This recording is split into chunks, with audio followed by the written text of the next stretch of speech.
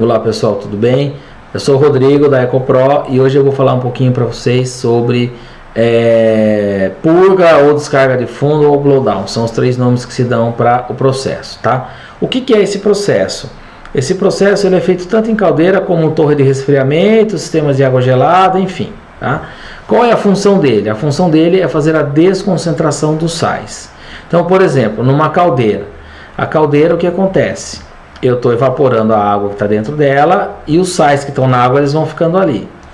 Se eu vou repondo água porque eu estou consumindo vapor, o que acontece? A água vai indo embora e os sais vão ficando ali, ou seja, a concentração dos sais tende a aumentar. Isso acontece na torre, acontece nos três sistemas, por isso que eu vou falar dos três.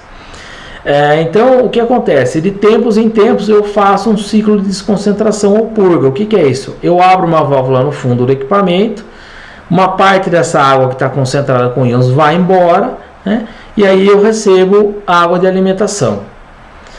Geralmente a água de alimentação ela tem uma concentração de íons muito menor do que a água que está dentro desses equipamentos, né?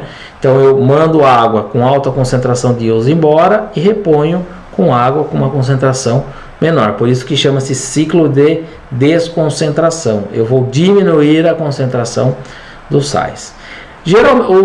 Geralmente, os processos que a gente vê por aí são processos intermitentes, ou seja, eu vou lá na caldeira, por exemplo, de 60 em 60 minutos, né?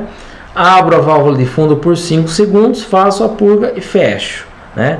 Torre de resfriamento, a mesma situação, eu vou lá de tempos em tempos, eu abro a válvula no fundo da torre, deixo fazer a purga por um determinado tempo e fecho. Tá?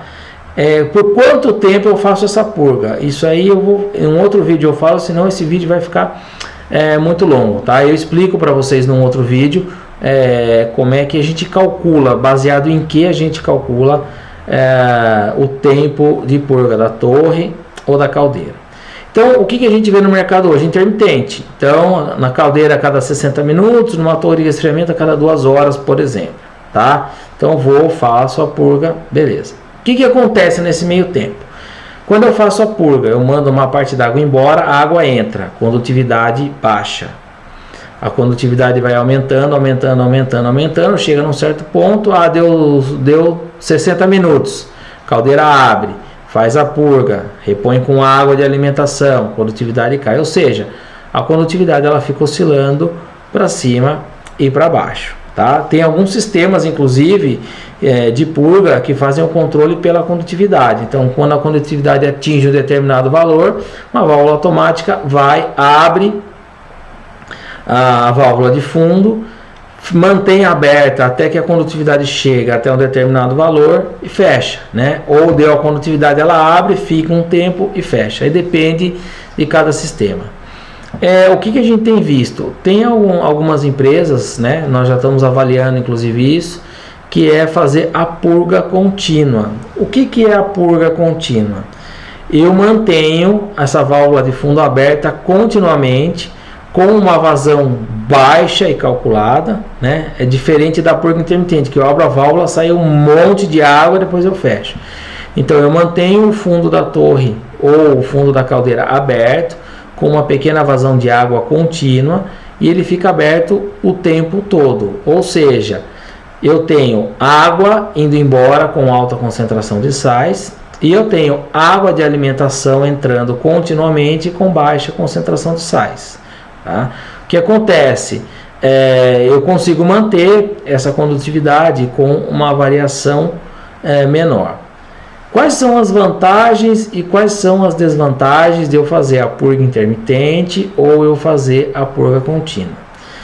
Cada sistema precisa ser avaliado independentemente, né? Então, por exemplo, numa torre que tem uma vazão muito baixa, né, que é uma torre extremamente pequena, com volume de bacia pequeno, será que compensa eu fazer uma purga contínua? Será que não compensa mais eu fazer uma purga intermitente, porque daí o consumo de água talvez seja menor ou a purga seja mais eficiente? Isso precisa ser levado em consideração.